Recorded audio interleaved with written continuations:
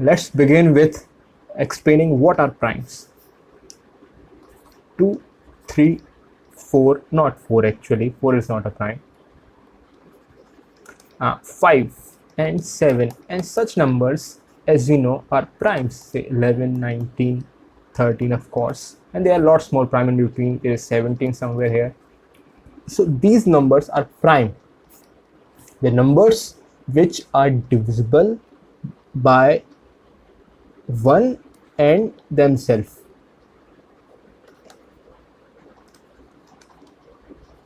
Are called primes. For example, 11. 11 is only divisible by 1 and 11 itself. No other number except these two numbers divide 11. So 11 is prime. Any number which exhibits such properties, which is it's divisible by 1 and itself only, it's called a prime. So now the question arises here is, how many primes do we have? 100, 200, 300, 500, infinite. How many do we have? That's the question we're trying to address in this video. Let's see. If I ask you to make a guess, what would your guess be? Does that list ever ends, or does it keeps on going for forever? That's a mysterious question.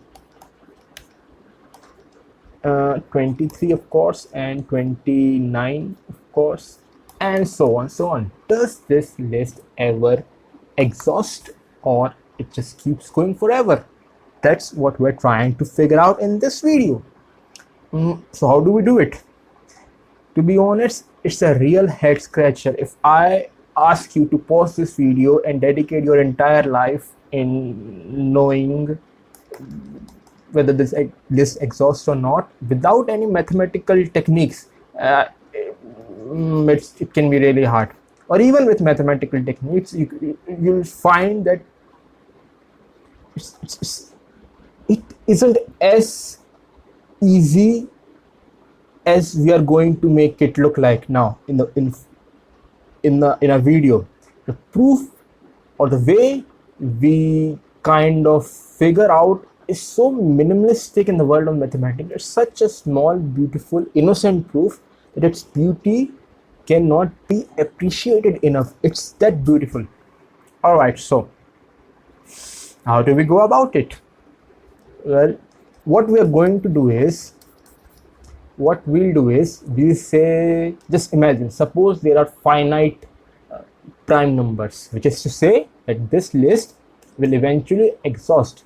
There will be sub number which will be the last prime number. After that, there is no such number, which is only divisible by 1 and itself. We're assuming that for a second. Let's assume that. So what is our assumption? Our assumption is there is only certain many primes. P1 is the first prime, P2 is the second prime, P3, and this so go on, and there are only such prime, n primes. P1 of course here is 2, and this and the dash, and the last prime is this. We're assuming there are finite primes. We don't know. We're just trying to assume for a second. Let's see what happens if we assume this. Where does this assumption leads us? That's what we are trying to do.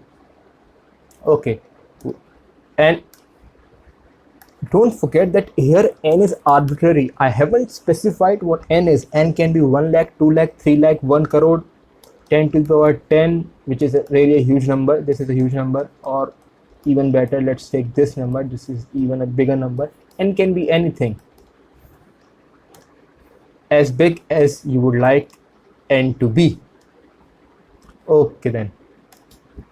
So we have assumed there are finite number of n primes. That's our assumption.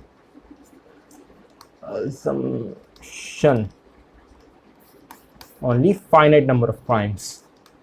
Only finite number of primes. Now if I show somehow that there is some way, some algorithm through which I will be able to prove the existence of another prime, a prime which is not from this list. It's a new prime. a new prime which is not in this list. Suppose that's what I will do when I prove it. I will come up with a new prime which is not from this list, and we'll name that prime as Pn plus 1. So what have I done here? If I manage to do that, of course, if I manage to come up with such a prime, what have I done here? What I have done here is I have created one more prime from an exhausted list, but then we never specified what n is. If I had said n is some big number, 1 crore, still I can figure out one more prime. So there is 1 crore 1 prime. You understand what I'm trying to say. And if I had said 100 crores, whatever number you pick, always using the same algorithm, I will be able to come up or produce one more prime. So what does this tells you? Well, this tells you that you can never put an upper limit to the number of primes that there are. Suppose this is a list of prime. We call this set. Suppose this is our list of prime. P1, P2, dash, P.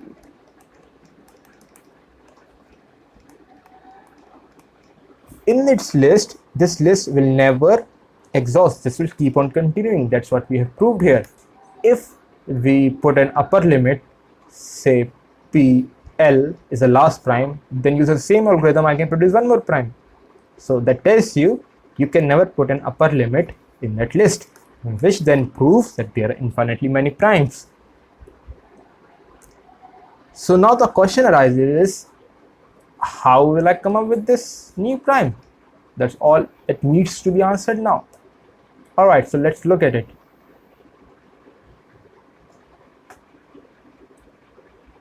Just a second, just let me roll it down. Alright, so let's look at it.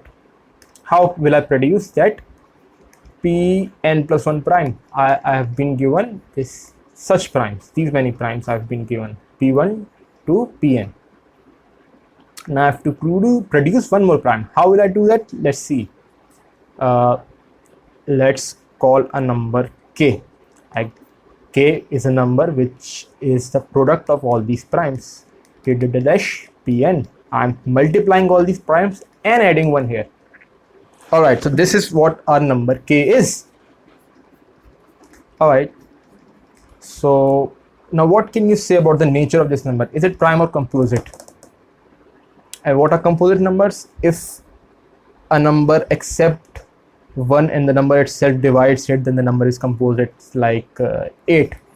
1 divides it, 8 divides it, but also 4 divides it. It's a new number except 1 and itself it divides it. It's called composite. So that's our question, what is the nature of our number k? Is it prime or is it composite? Well, we don't know.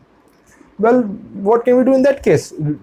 Well, in that case, we'll take two separate cases, which are, let's say, case 1.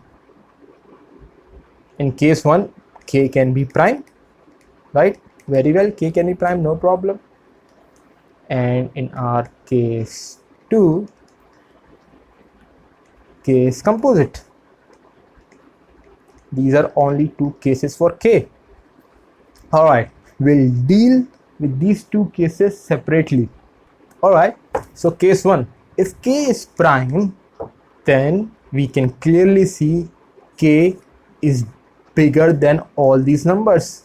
P1, P2, k is bigger than P1, k is bigger than P2, k is bigger than Pn also. So k is a prime which is not equal to any prime in this list. Well, so we have found a new prime. We can place it here and we can call this k as Pn plus 1, and we are done. In the case when k is prime, in our first case we are done, we have no problem. So let's look at our second case. What if k is composite? What can we say then? Well, alright, let's deal with this case too. Suppose k is composite. Okay, k, this is a pretty number here, and we have it here. That's what a k is. It's composite. So then, by the definition of composite numbers, there exists a prime, there exists a number, of course, and prime also, you can look up the definition of composite numbers. There exists a prime which divides k. That's what the definition of composite numbers are. Okay, so what could that prime be? Well, I don't know. Let's call that prime which divides k as q. Alright, so q divides k. This is how we write the symbol of division.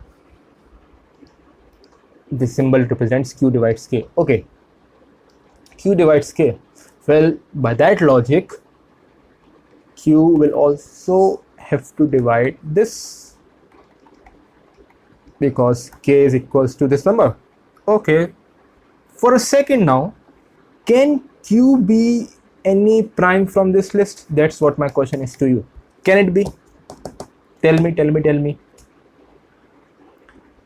Think for a moment and tell me, can q be a number from our list? Can q be a prime from this or this existing list? Well, suppose it is. Suppose, let's second for a second, let q is some pi and pi belongs somewhere here.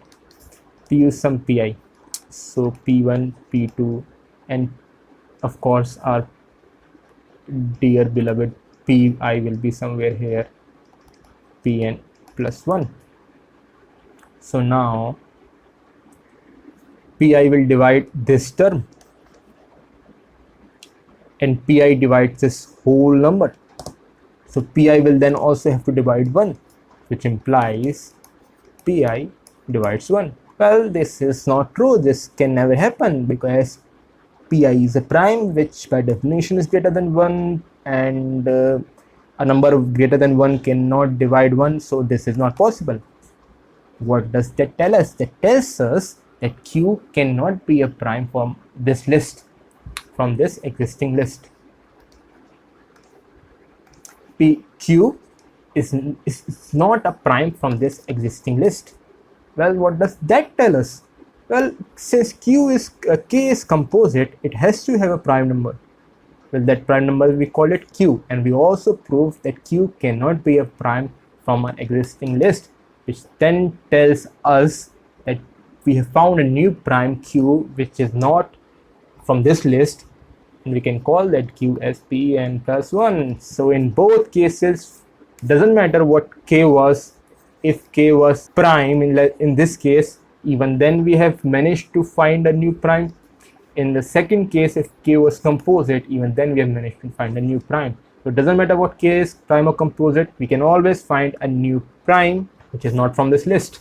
And that I've explained, that tells us that doesn't matter what list of primes you give, doesn't matter what number of primes it consists of, as n is arbitrary, n can be arbitrarily large, we will always be able to produce one more prime.